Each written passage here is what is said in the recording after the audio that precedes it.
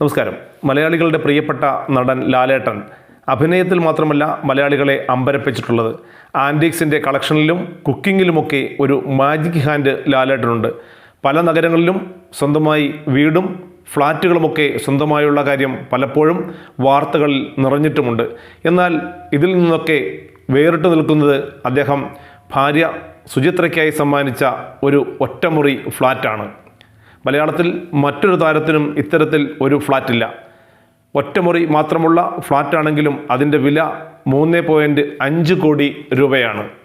ദുബായിലെ വിശ്വപ്രസിദ്ധമായ ബുർജ് ഖലീഫയിലാണ് ഈ ഫ്ലാറ്റ് ഉള്ളത്. 950 ചതുരശ്ര അടി മാത്രം വിസ്തൃതിയുള്ള ഈ ഫ്ലാറ്റിൽ നിന്നാൽ ദുബായിലെ മനോഹരമായ കാഴ്ചകളെല്ലാം കാണാൻ കഴിയും. അവധിക്കാലം ചെലവിടാൻ മോഹൻലാലും ഭാര്യ സുചിത്രയും പറന്നുറങ്ങുന്നത് ദുബായിലെ ഈ മനോഹര സൗധത്തിലേക്കാണ്.